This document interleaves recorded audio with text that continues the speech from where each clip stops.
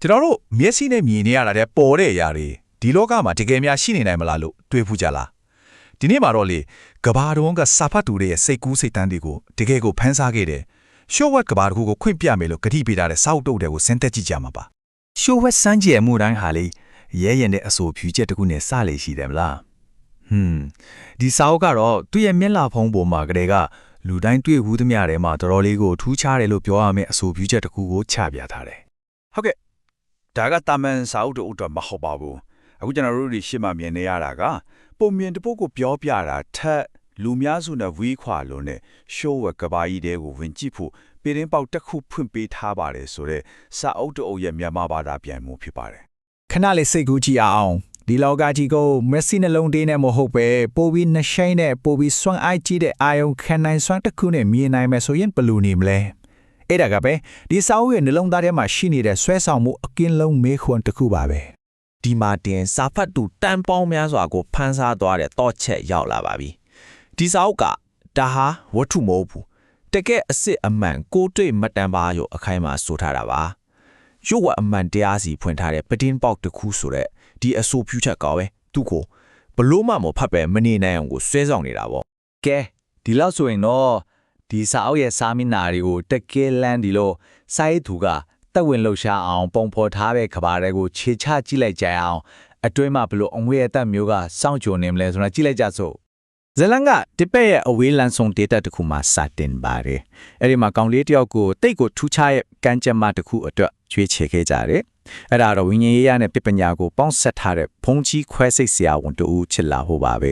ဒါပေမဲ့ဒီခီးလန်းကလွယ်ရတော့မလွယ်ပါဘူးဇလန်ကကျွန်တော်တို့ကိုခန္ဓာကိုယ်ရောစိတ်ပိုင်းဆိုင်ရာကိုပါအမြင့်ဆုံးအဆင့်ထိတွန်းပို့တဲ့နှစ်ပေါင်းများစွာကြာတဲ့ကြမ်းတမ်းတဲ့လေ့ကျင့်ခန်းတဲ့ကိုတကယ်ကိုခေါ်ဆောင်သွားပါတယ်ဒီတော့ပါပဲဇလိုက်ဟာရှေးကြတဲ့လူဝက်ချက်တွေနဲ့ထိတွေ့ခွင့်ရခဲ့တယ်မျိုးဆက်ဒီအဆက်ဆက်လက်ဆင့်ကမ်းလာခဲ့တယ်စကြဝဠာရဲ့နှဆိုင်တဲ့လူဝက်ချက်တွေကိုထိုးထွင်းသိမြင်စေနိုင်တဲ့ထိပညာတွေပေါ့ဗျာဒီပမခက်ခဲတဲ့လေ့ကျင့်မှုတဲ့အာလုံးကနောက်ဆုံးတော့ဘယ်ကိုဦးတည်နေတာလဲအရာအလုံးကတစ်ခုတည်းသောတုံလုံးချက်ချဝဲအထွတ်အထိပ်အဖြစ်ဖြတ်တစ်ခုစီစုဆုံသွားပါတယ်အဲ့ဒီအဖြစ်ဖြတ်ကပဲဒီစာအုပ်ကိုသူ့ရဲ့နာမည်ကိုပေးခဲ့တာပါ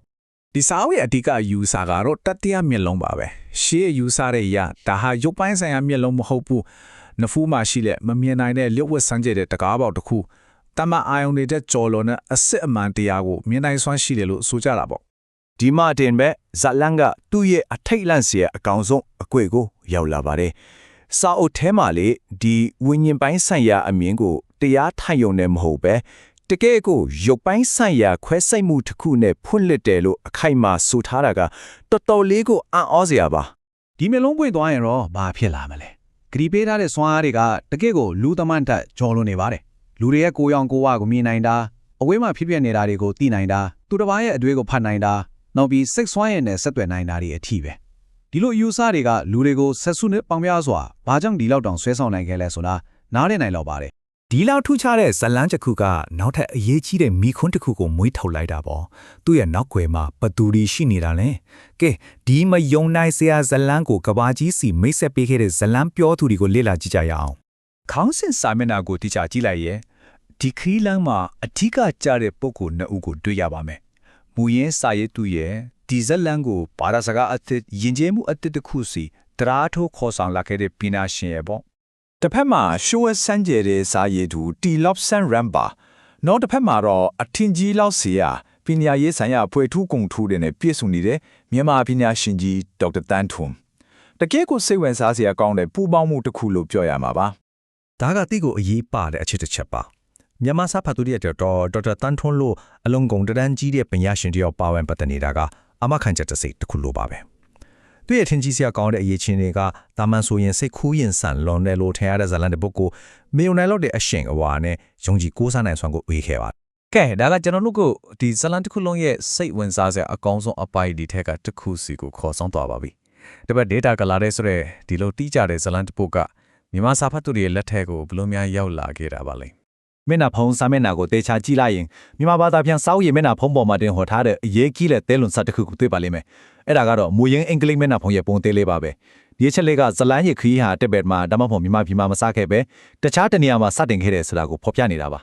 ဒီတော့ဒါစာအုပ်ရဲ့ခီးလန်းကြောင်းကိုရှင်းရှင်းလင်းလင်းပြနေတာပေါ့မ မူရင်းအင်္ဂလိပ်ဘာသာနဲ့ထုတ်ဝေမှုကနေစာပြီးကပါအနက်အတိအမှတ်ပြုမှုစီရောက်သွားတယ်။နောက်ဆုံးမှာတော့မြန်မာနိုင်ငံပြည်သက်အသက်ဆက်ဆက်တစုကိုဒီကပါတဲ့ဝင်ရောက်စူးစမ်းခွင့်ရစေခဲ့တဲ့တိတ်တက်တဲ့ဘာသာပြန်ဆိုမှုစီရောက်လာခဲ့တာပေါ့။ အဆုံးသတ်မှာတော့ဒီစာအုပ်ဟာဇလန်တပုတ်ထဲအများကြီးပို့တယ်လို့ဆိုရမှာပါဒါဟာစစ်ကူအယူအဆတွေကနေနေမိတ်တွေကိုဘလို့ဖြတ်ကျော်ပြီးပတ်ဝန်းကျင်အသစ်တွေနဲ့လိုက်လျောညီတွေဖြော့အောင်ပြောင်းလဲရင်သူတို့ရဲ့ creed ရှော့မှာအထီးပဲအသစ်တွေစောင်းယူလာတယ်ဆိုတာကိုတက်သေးပြနေတဲ့စိတ်ဝင်စားစရာကောင်းတဲ့ရှင်ကျေးမှုဆိုင်ရာအမွေအနှစ်တစ်ခုပါပဲ ဒါကကျွန်တော်တို့ကိုနောက်ဆုံးငယ်နဲ့အနေနဲ့စဉ်းစားစရာမေးခွန်းတစ်ခုနဲ့ခြံထားခဲ့ပါတယ်ဇလန်တပုတ်ဟာကျွန်တော်တို့အတွက်ဘယ်အချိန်မှာဘယ်လိုအခြေအနေမျိုးမှာအမှန်တရားတစ်ခုဖြစ်လာပါတယ်လဲ